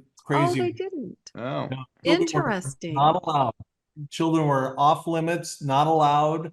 And I got to give them a little credit for at least not infecting the children with their thing. Yeah. And they were celibate, and so they were not going to have new converts by having children. So it was just a great growth model, but yeah. Yeah, well, no, it's like the Quakers. Is it the Quakers or the Shakers? Whichever ones don't. I think it's the Shakers that didn't have procreation. So this is kind of like giving someone a young woman's medallion. That's what I mean. Celibate, you emblems of belonging. Non-sectarian. Here's an award. Yeah, that's it. So, but did people going into it understand that they, and was it a rule that they could not contact their family again? Or was it just that they felt more comfortable there? Were they hard stop told you are? Because I'm trying to understand this thing. So they entered their bodies in the 1970s. That means everything we know, the mental institution, the meeting, they were someone else, or it doesn't quite track. From their childhood, and then when they kind of got their calling, their new spirit took over their vehicle or body. It was very bizarre. And so that's why they cut ties with their family, because they're a new person. They're somebody new, and it's just over. Yeah. But on the family thing, Doe did a lot of kind of Abrahamic tests where he allowed the whole group to go home to their family for a weekend. Oh. And he did it to see who was going to come back. Because if they came back, they were church broke, Right. They were in it to win it. And a couple people stayed with their families, and they wanted to kind of, get rid of any weak members. So they bounced around like a lot of things. There was a lot of odd, contradictory rules. But there was one time where they totally broke all the rules and let everybody go back to their families. That sounds like is it Ringsprana? I can't say it right. I think it's the Quakers that let the Amish. Yeah. The Amish let them go out. Well, Rumspringer or something. Rumspring, yeah. It reminds me of one of the saddest parts in the documentaries that I watched, where there was somebody who left and decided to return to his girlfriend. They lived together for a year. He was one of the really smart ones. He was like a computer engineer or something, really brilliant. He tried to live a normal life. And then she was filming the night he decided, I have to go back. Those are my people. I have to go back. I'm sorry. And she was just crying. She was heartbroken because they'd had this year time period together where he had broken away, and then he just couldn't. He just felt like pulled back, his brain wanted what was comfortable to him. And so he did go back. And then a few weeks later is when, they all passed away. So it was really sad, because it helped me see the pull of things. Because sometimes people question, why would you go back? Why? There's a pull. And if it's familiar to your brain's going to do everything it can to make you go back. So that was sad. Yeah. So this is probably the last video I'd like to show. It kind of shows that they had some interesting kind of plan of salvation beliefs that are unique from clearer. The thing that would disturb me is to have you think that we think, or that we're proposing such an idea that if you want to move from the human evolutionary level to the kingdom of God or the kingdom of heaven, the evolutionary level above human, that all you have to do is get out of your vehicle, get out of your body prior to a natural death or an accidental death, what humans call a natural death or accidental death. And that certainly isn't true. I mean, someone can leave their body, or what a human calls someone can die. I don't. That term just disturbs me so, because if that individual is that individual, then they're something more than the body. So I can't imagine thinking when someone dies. So even in speaking of humans, we'll speak of what happens when a human leaves their body. Well, the term that is so familiar to us and that we're so comfortable with is that when we come into a body, we incarnate in the body, or we incarnate. We are in the body, so we have incarnated. We've moved into flesh, so we are incarnate. When the individual leaves the flesh or leaves the body, then they are a discarnate. A discarnate. So when you're in body, you're incarnate. When you're out of body, it's a discarnate.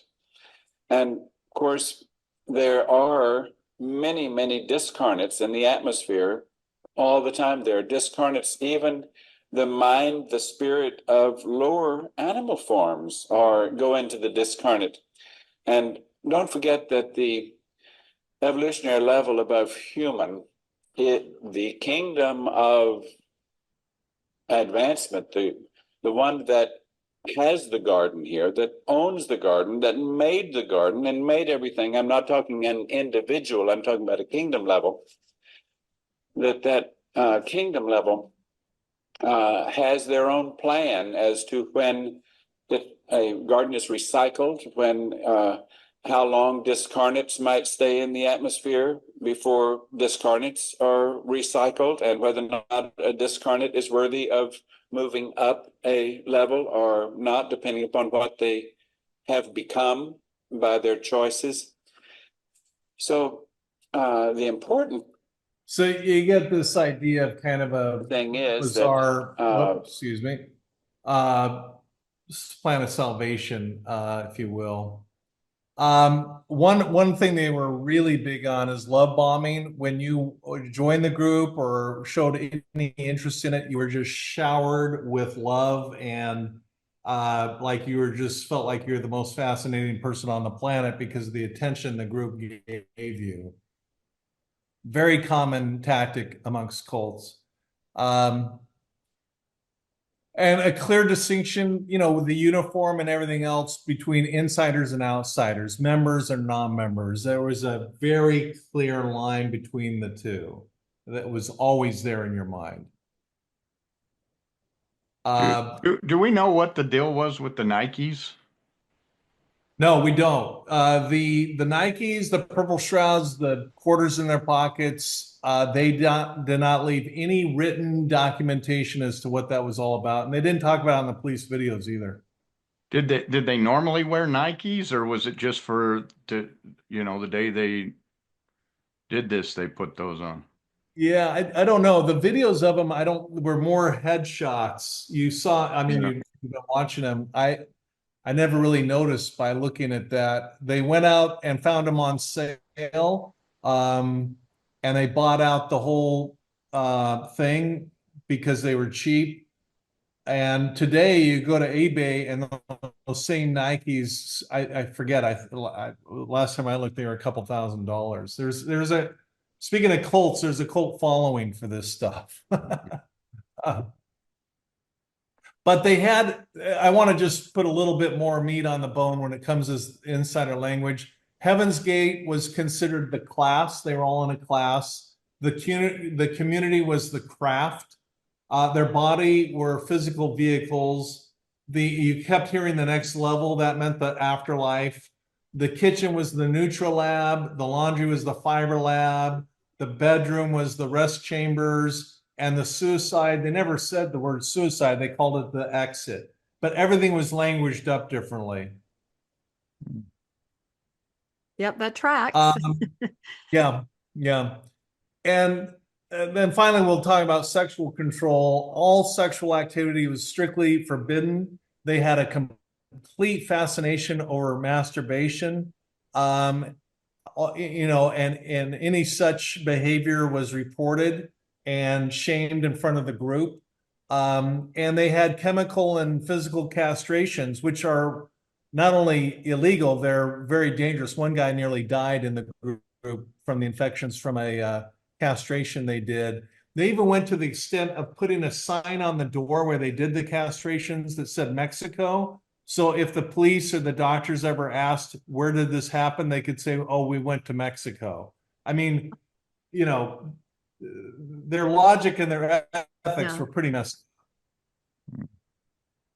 up. Line for the Lord. Line for the Lord. Yeah, something like that. And then this is actually in Doe's bedroom. That is Doe there.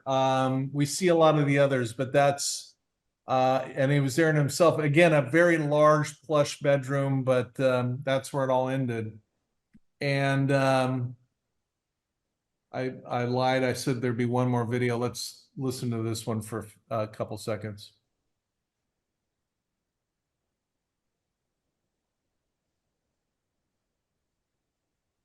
And I say that when we say we came from distant space, that we're talking about what your religious literature would call the kingdom of heaven or the kingdom of God. And we came for the express purpose to offer a doorway to the kingdom of God at the end of this civilization, the end of this age, the end of this millennium.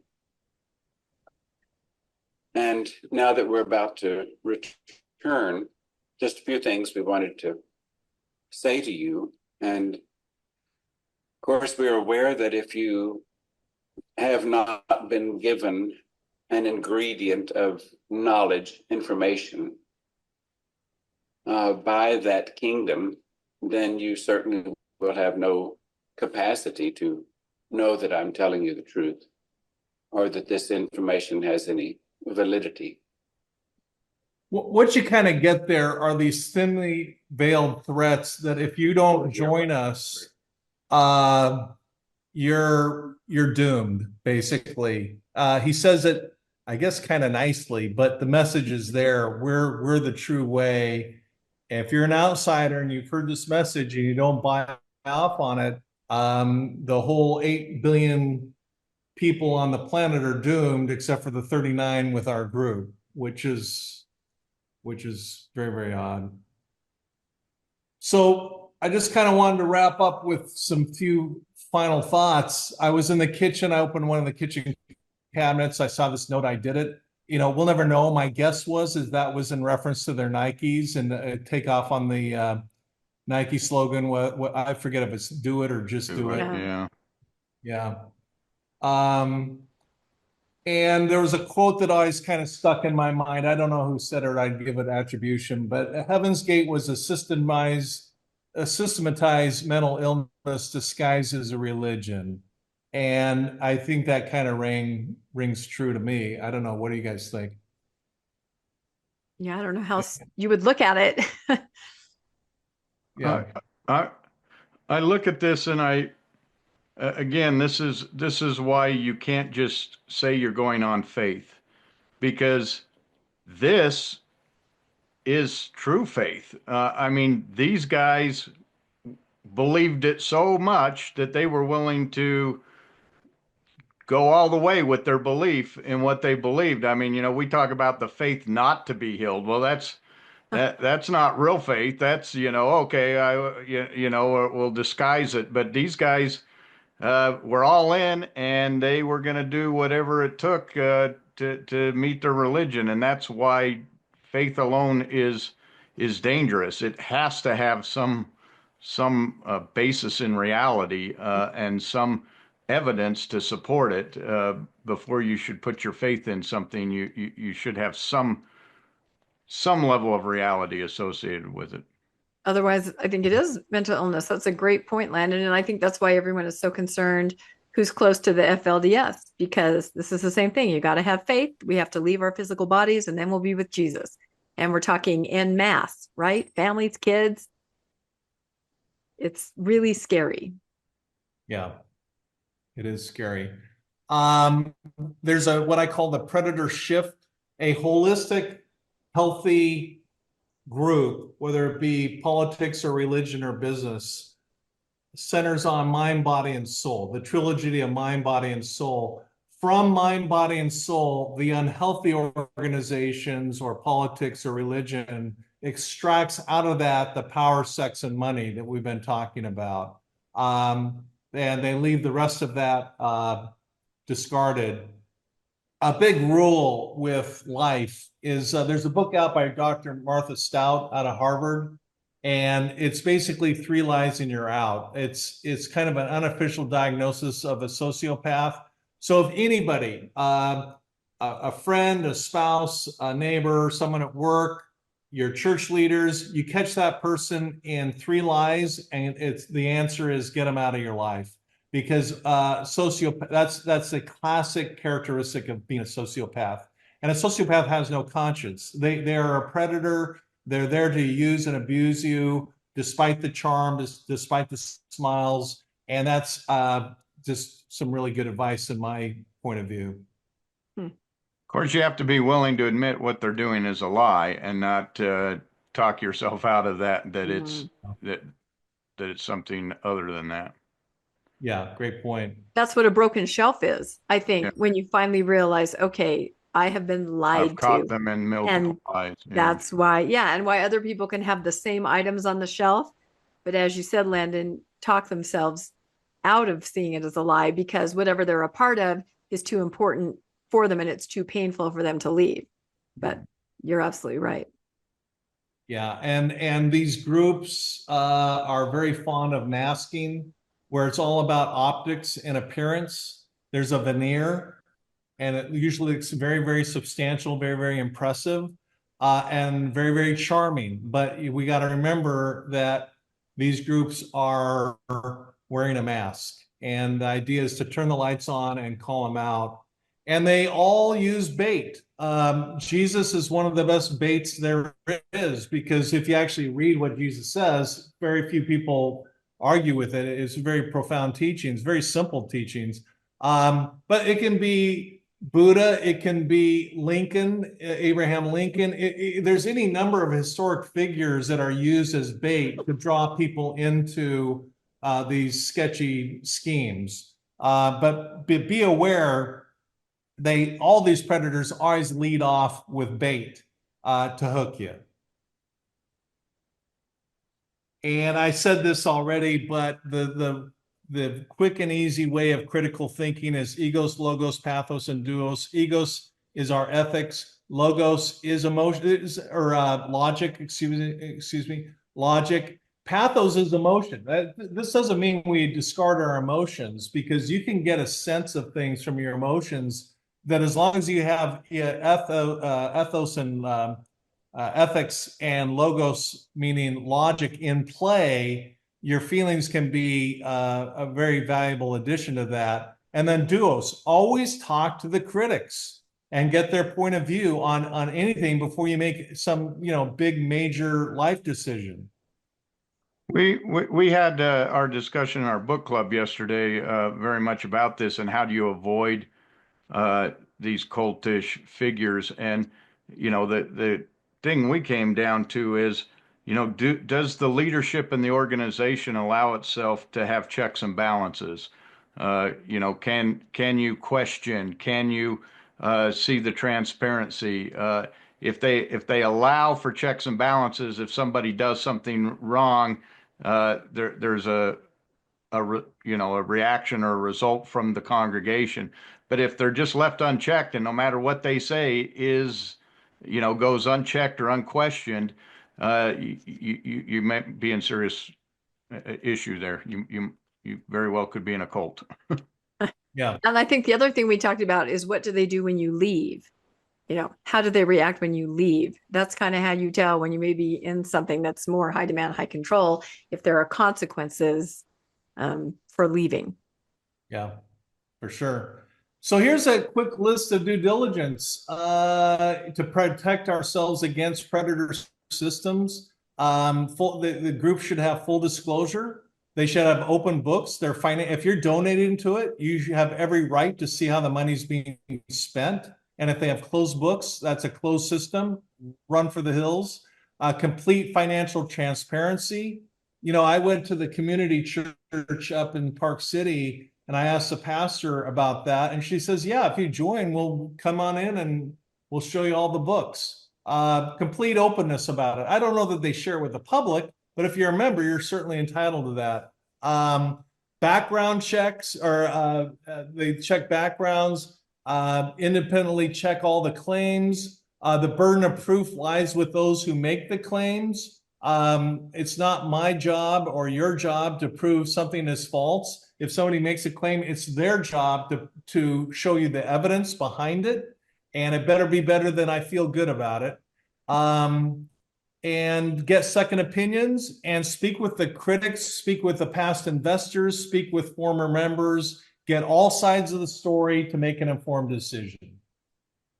You just said better what I just said. Yeah, checks and balances.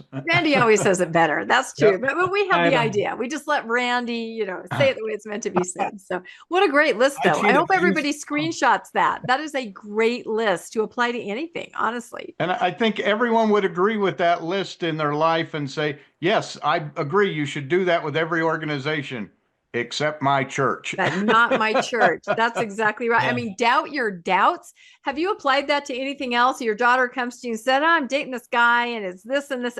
Oh, doubt your doubts. If you feel good about him, that's fine. Or somebody comes to you with an investment, and you're like, I don't know. That's weird, red flag. Doubt your doubts on the investment. How do you feel about there is nowhere else in your life that you do not apply? And you really should apply it there more than anywhere else. But yeah. Yeah, I always love to say that. Where else does it make absolutely zero sense to say, and you would never follow it? Doubt your doubts. Every other place in your life, you pay attention to those doubts, whether it's actual evidence or your gut or intuition, you pay attention to that, but not with your church. Yeah. Well said. Very well said. Great points. As we're kind of wrapping up here, this affected real people, and this is a gentleman who lost his daughter to the cult. And, it's just profoundly sad. I know that we're talking about a lot of interesting things. And sometimes, you laugh or you cry and you choose to laugh because you don't feel like crying in front of everybody. Exactly. But stress laughing. It's real. Yeah, there's real people that really lost, their family members. And I think, we need to remember that and show some respect. It was a silent death, meaning there were people behind the statistics. One thing I say in my work where I study disasters, that's all I do, that's my career, is behind the statistics are real people. And a lot of time they suffer in silence. They don't have the media paying attention or, clamoring after them. And they just, spend a lifetime in grief because of the destruction that these groups do. And it's very real. It's very, very real. I think we've already made this point about informed consent, and always look for integrity and look for full disclosure in anything we get into. And, if I had a redo with my kids, I think they've already got it, but, get full disclosure on anything you wander into. And I think we've covered all this. The last thing I want to say is this, and I'll turn it over to you guys for all your great commentary. But, as a TVM, when I worked on this case, I was seeing these red flags, but I just batted them back very, very quickly, except for the pray about it thing. That one really kind of haunted me. now I see it with a lot of clarity in terms of the, what I've been through in the rearview mirror.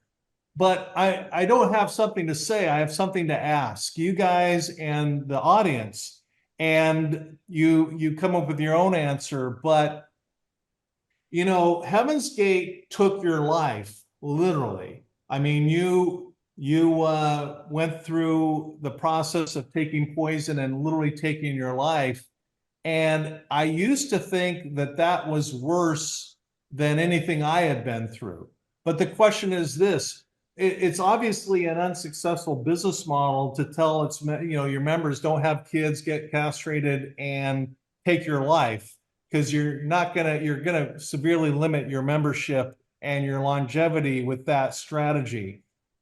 Which is worse, that or keep the members alive as long as you can and suck all the discretionary time and money you possibly can out of them over as long of a life as you can possibly get? And that's the question, which is worse? Because in essence, there's an argument that both of them are taking your life. But that's a question I kind of pose to people to think about. Yeah, that's a very provocative question. And I don't even know how to answer it, but I do think, like I've mentioned before, my parents, faithful to the end, just passed away last summer, kind of one right after the other. And they did spend their entire life. I've said before, they gave about 30% of their income because they paid equal tithe and fast offering and then donated to every fund.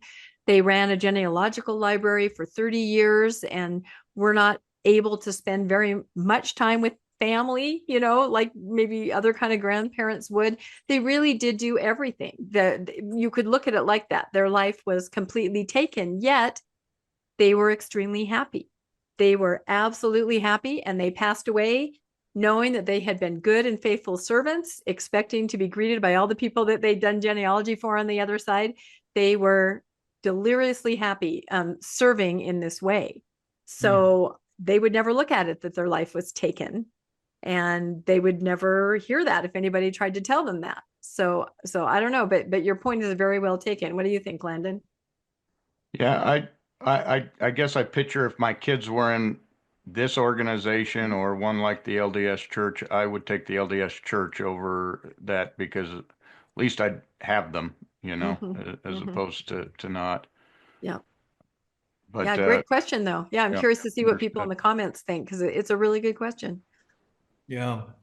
Well, these are my final thoughts. No cult member thinks they're in a cult. And by the way, I never call the Mormon Church a cult. I don't ever really not either. to do that. I like the term high demand religion. Yes. That's a picture of me in younger days with the media, with pointing out the blood in the house. Oh my God.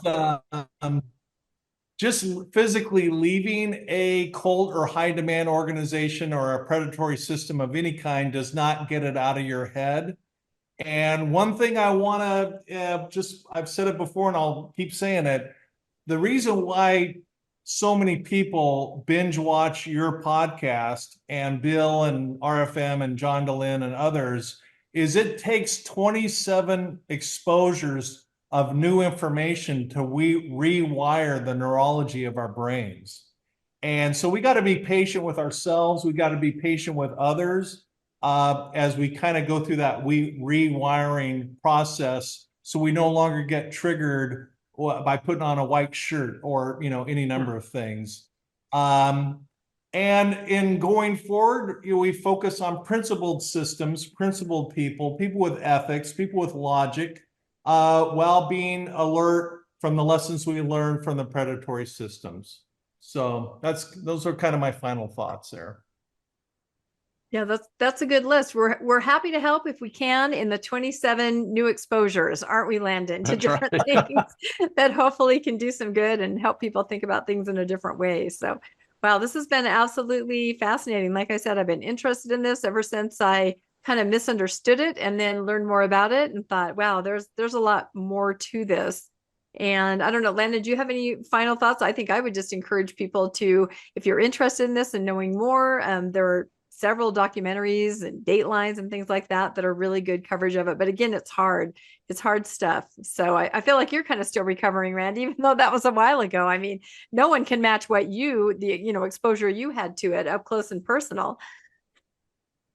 Yeah, I think that I'm in a good place, but I think frankly I'm in a great place. But you guys want to take care of yourself and be aware of the issues and be aware of triggers and move forward productively. But it took a while. I mean, I learned all this in my 50s. I'm now in my 60s, and it does a number on you, and you got to be good to yourself and cut yourself a little slack for the whole thing. It is what it is. Yep. That is important. What do you think, Landon? Final thoughts? And then Randy has kind of an announcement about something that's coming out soon. We got to let him talk about that. I was just, as he mentioned this neurological pathways, I often we get criticism, why can't you just leave the church? Why do you have to keep talking about it? Well, because exactly what you said there, you don't have years of being taught one thing and then just turn it off. You've got to have a rewiring, I guess, or the ability to go in and look at some other things, and that's why we do what we do. So you kind of gave me an answer there. We're trying to change neurological pathways back to normal. It's our new subtitle, Mormonish, trying to change neurological. I love that. We'll have to write that down. Let's switch it now. No, that's great. Yeah, so tell us about your next project, Randy. We kind of connected with Randy at Thrive the end of February, and he started talking about his next book. What was your other book that we talked about? Post-traumatic thriving. We had a book club episode on that. Maybe I'll link that in the show notes because we do have that on video available on YouTube with the Good Book Club for Post-Mormons. But that was an excellent book full of all kinds of excellent information. And now Randy is getting close to putting out another book. And this is a hot topic. Why don't you tell us what is going on with your project? Yeah, sure. Thanks, Rebecca. My next project is this book. The title is Monetizing Jesus. And basically, I've already showed a lot of what's in the book in terms of setting up bait and predatory systems and predatory systems theory. I'm really into systems theory, and not just the negative, also what a good organization looks like. The book neither Post-Traumatic Thriving or Monetizing Jesus mentions Mormonism once. Mm-hmm. That's not what it's about. It's more, facing life with good critical thinking skills and also looking at the big questions of life in a logical, scientific manner. And I've been working on monetizing Jesus for years and years. Now that I've got the surgery in my rearview mirror, I've just got I probably will finish the manuscript, the first pass on it this week. So the book will be out this year, and I'm pretty freaking excited about it. Wow. Well, we would like to book you now for the book club because we'll definitely read it because this topic couldn't be more timely. I think Landon would agree. I mean, especially if we're and like you say, you don't mention Mormonism or the LDS Church, but if we're looking at things in the trajectory with, the SEC and all of that, people, I think, are starting to scrutinize big religions all over the place. And what do they do with their money? And are they more corporations? And what is it about a church that's tax-free that can have all these privileges and perks as far as buying land and buying businesses? And how does that even work? And I don't know, in our political climate, I think we're going to probably see more of that. So I don't know. What do you think, Landon? Are you excited for this book to come out? I think it's a great topic. Yeah, can't wait. Very, very timely subject. Absolutely. Yep. Very timely. So, well, thank you, Randy. We finally did it. We talked about Heaven's Gate. We've been discussing this for a while, and I don't want to say I hope you all enjoyed this because I don't think we enjoyed it, but we learned a lot from it. It was an excellent presentation with a lot to learn. So thank you, Randy, so much for coming on. It's been awesome. Hey, thanks for having me. Thanks for your podcast. I listen to your podcast as a consumer myself all the time. You do a great job. It's thrilling to see you guys get the subscriber base you have, and it's just going to keep going up and up and up. So thanks again. Oh yeah. And you help with that. I mentioned at Thrive, hey, we're trying to get up to 10,000. He goes, I'll fix that. He made some posts. He had John DeLynn make some posts. We're like, wow, you guys work magic, don't you? So Not messing around. we love what we do. At Thrive, we had a woman say to us, and I might have mentioned this before, I love your podcast. Whenever I can't fall asleep, I put it on. Okay, I'll take that. And then somebody else said, Landon doesn't get to talk very much, but when he does, what he says is amazing. I like to say. So, I love those kind of compliments, right? Those are good. And I might have mentioned those before on an episode, but those are so cute. I just kind of took those with me. So, well, thank you very much, everybody. Please, everybody comment. Have you followed Heaven's Gate? Did you know very much about it? Or is this kind of revelatory? I bet to some of you it was. You're probably like, what? I want to find out more. And there are a lot of resources out there. Please like and subscribe to Mormonish Podcast. And if you'd like to be made aware of when the new episodes come out, you can hit the notification bell. You can always make a donation to Mormonish Podcast. We have links to donor box in the show notes. We are a nonprofit, and we absolutely appreciate every single one of you that do. You make such a difference to us, and it just means a lot to us. We just love you guys. And thanks again for co-hosting, Landon. Thank you, Randy. And we will see you all next time on Mormonish. Bye, everybody. Thanks for joining us for another episode of Mormonish. We really appreciate our listeners and would love to hear from you if you have a story you'd like to share. You can email us at mormonishpodcast@gmail.com. You can also find us on Facebook, Instagram, and on our website, mormonishpodcast.org. And don't forget to look for us on YouTube and like and subscribe. Keep joyful, everybody.